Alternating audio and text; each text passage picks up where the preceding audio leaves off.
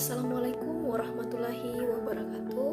Perkenalkan, nama saya Selvin Jafar, Prodi Pendidikan Kimia kelas B tahun 2020. Baik, tujuan utama saya dalam pembuatan video pembelajaran ini adalah sebagai pemenuhan tugas mata kuliah Pendidikan STEM Fakultas MIPA Universitas Negeri Gorontalo.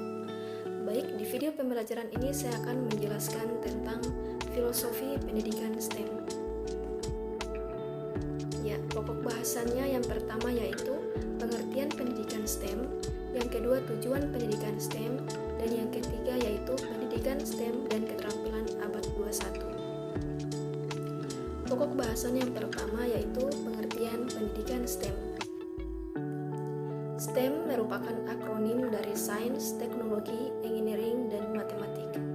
Istilah ini pertama kali diluncurkan oleh National Science Foundation atau NSF Amerika Serikat pada tahun 1990-an sebagai tema gerakan reformasi pendidikan untuk menumbuhkan angkatan kerja bidang-bidang STEM serta mengembangkan warga negara yang melek STEM atau STEM literate serta meningkatkan daya saing global Amerika Serikat dalam inovasi iptek. Gerakan reformasi pendidikan STEM ini didorong oleh laporan dari berbagai studi yang menunjukkan terjadinya kekurangan kandidat untuk mengisi lapangan kerja di bidang STEM. Tingkat literasi sains serta posisi capaian siswa sekolah menengah dalam TIMSS dan PISA.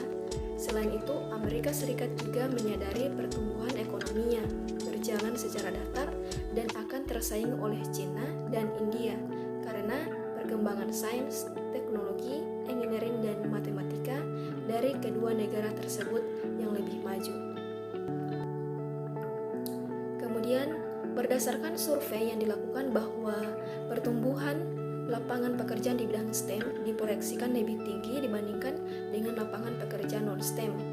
Nah, selain itu, dari segi penghargaan pekerjaan di bidang STEM akan memberikan income yang lebih tinggi dibandingkan dengan bidang pekerjaan non-STEM.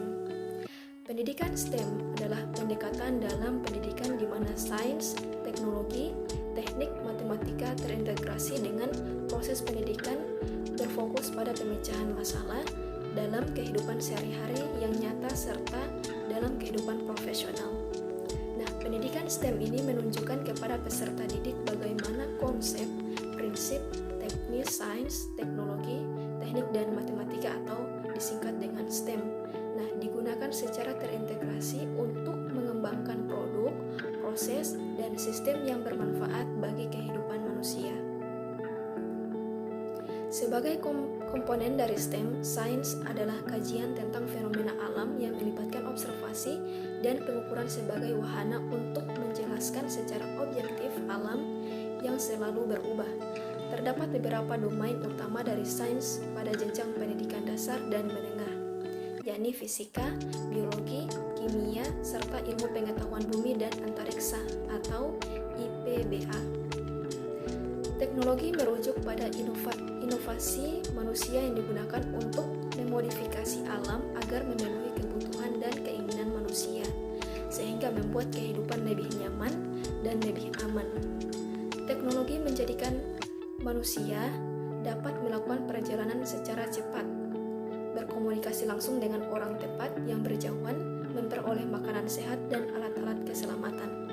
Rekayasa atau engineering merupakan pengetahuan dan keterampilan untuk memperoleh dan mengaplikasikan pengetahuan ilmiah, ekonomi, sosial, serta praktis untuk mendesain dan mengkonstruksi mesin, peralatan, sistem, material, dan proses yang bermanfaat bagi manusia secara ekonomis dan ramah lingkungan. Selanjutnya, matematika berkenan dengan pola-pola dan hubungan-hubungan dan menyediakan bahasa untuk teknologi, sains, dan rekayasa. Baik, pokok bahasan yang kedua yaitu apa sih tujuan pendidikan STEM? Nah, penggunaan pendekatan STEM dalam bidang pendidikan memiliki tujuan untuk mempersiapkan peserta didik agar dapat bersaing dan siap untuk bekerja sesuai bidang yang ditekuninya. Penelitian dilakukan oleh Lembaga Penelitian Hannover pada tahun 2011 itu menunjukkan bahwa tujuan utama dari STEM Education adalah sebuah usaha untuk menunjukkan pengetahuan yang bersifat holistik antara subjek STEM. Nah, dalam konteks pendidikan dasar dan menengah, pendidikan STEM bertujuan mengembangkan peserta didik yang STEM literate dengan rincian sebagai berikut. Yang pertama, memiliki pengetahuan, sikap, dan keterampilan untuk mengidentifikasi pertanyaan dan masalah dalam situasi kehidupannya, menjelaskan fenomena alam, mendesain serta menarik kesimpulan berdasarkan bukti mengenai isu-isu terkait STEM. Yang kedua, memahami karakteristik khusus disiplin STEM sebagai bentuk-bentuk pengetahuan, penyelidikan, dan desain yang digagas manusia. Kemudian yang ketiga, memiliki kesadaran bagaimana disiplin STEM membentuk lingkungan material, intelektual, dan kultural. Yang keempat, memiliki keinginan untuk terlibat dalam kajian isu-isu terkait STEM, misalnya efisiensi energi, kualitas lingkungan, keterbatasan sumber daya alam, sebagai warga negara yang konstruktif, peduli, serta reflektif dengan menggunakan gagasan-gagasan sains, teknologi, rekayasa, dan matematika.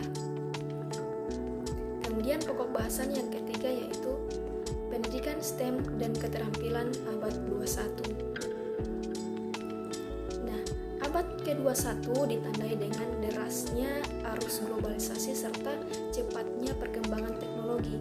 Nah, berbagai sekat yang memisahkan batas-batas geografis saat ini dengan mudah dihilangkan dengan berbagai kemajuan teknologi, informasi, dan komunikasi. Berbagai informasi dan pengetahuan baru bukanlah hal yang sulit untuk didapatkan dan dikumpulkan pada era ini. Hal ini menyebabkan munculnya era ekonomi baru yang berbasis pengetahuan serta teknologi, di mana individu yang memiliki kemampuan untuk mendapatkan, mengolah, dan menginterpretasikan berbagai informasi dan pengetahuan ini akan dapat berhasil dalam menjawab berbagai tantangan di masyarakat global. Nah, hal ini menunjukkan bahwa konsep pembelajaran yang diperlukan harus dapat membangun keterampilan yang dibutuhkan oleh peserta didik untuk dapat berhasil di abad ke-21 ini, yaitu pembelajaran yang dapat berkontribusi pada pengembangan kemampuan kerjasama, memecahkan masalah, kreativitas, dan inovatif yang berpotensi menopang ekonomi. Pembelajaran berbasis STEM menjadi salah satu solusi dalam menjawab tantangan pendidikan ini. Nah, pendidikan STEM memberi pendidik peluang untuk menunjukkan kepada peserta didik betapa konsep, prinsip, dan teknik dari STEM digunakan secara terintegrasi dalam pengembangan produk, proses, dan sistem yang digunakan dalam kehidupan sehari-hari mereka. Oleh karena itu, definisi pendidikan STEM diadopsi sebagai pendekatan interdisiplin pada pembelajaran. Dalam pembelajaran berbasis STEM, peserta didik menggunakan sains, teknologi, rekayasa, dan matematika dalam konteks nyata yang menghubungkan sekolah, dunia kerja, dan dunia global guna mengembangkan literasi STEM yang memungkinkan peserta didik mampu bersaing dalam abad ke-21. Dengan begitu kita dapat melihat pentingnya pembelajaran berbasis STEM sebagai berikut. Yang pertama, transformasi proses pendidikan. Pendidikan STEM menghilangkan batas pemisah antara subjek sains, matematika, teknologi, dan rekayasa serta menghubungkan antara pengetahuan yang didapatkan oleh peserta didik dengan masalah di kehidupan nyata.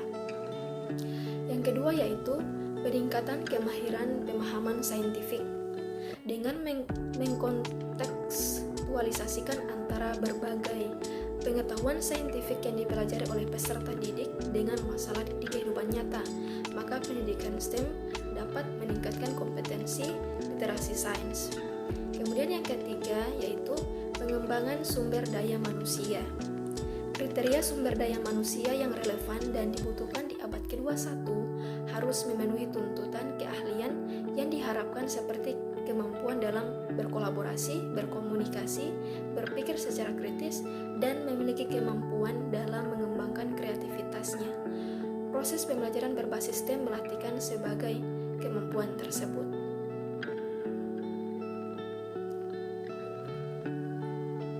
Kemudian yang keempat yaitu tantangan teknologi. Kemampuan dalam rekayasa merupakan kunci dari lahirnya sebuah teknologi. Dalam pendidikan STEM, peserta didik ditantang untuk mengaplikasikan pengetahuan mereka melalui proses desain rekayasa untuk menciptakan solusi teknologi dari sebuah permasalahan. Yang kelima yaitu kunci dalam kemajuan dan inovasi. Pendidikan STEM melalui berbagai proses pembelajaran yang dilalui oleh peserta didik turut mengembangkan kemampuan problem solving atau kemampuan dalam memecahkan permasalahan. Berbekal kemampuan ini akan muncul berbagai inovasi dalam pengembangan teknologi. Kemudian yang keenam yaitu penting untuk kesejahteraan. Berbagai inovasi dalam teknologi diciptakan untuk mempermudah kita dalam menjalani kehidupan dan pada akhirnya mendorong peningkatan kesejahteraan. Selanjutnya, Stolpman, Moore, dan Rohrich pada tahun 2012 mengidentifikasi 4 faktor yang perlu dipertimbangkan bagi pendidik sehingga pembelajaran STEM dapat berlangsung dengan sukses. Nah, keempat faktor tersebut dapat dilihat pada gambar berikut. Nah, ini terdapat support, teaching, efisiensi, dan material. Ini termasuk komponen pendidikan STEM. Aspek support atau dukungan berkaitan dengan berbagai kegiatan yang dapat mendukung pendidikan dalam menerapkan pembelajaran STEM seperti keikutsertaan dalam pelatihan yang relevan, kolaborasi dengan sekolah atau institusi lain seperti universitas atau industri, serta adanya kesempatan untuk berkolaborasi dengan guru-guru lain dalam sekolah yang sama.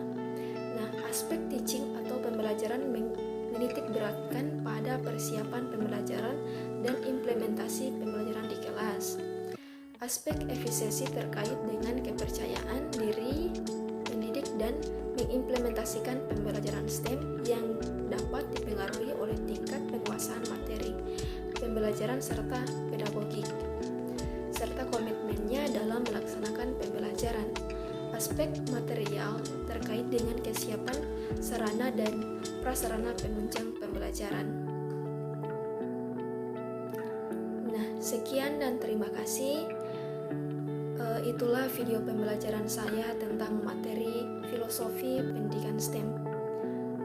Mohon maaf bila ada kata-kata yang salah. Billahi taufiq wal hidayah. Wassalamualaikum warahmatullahi wabarakatuh.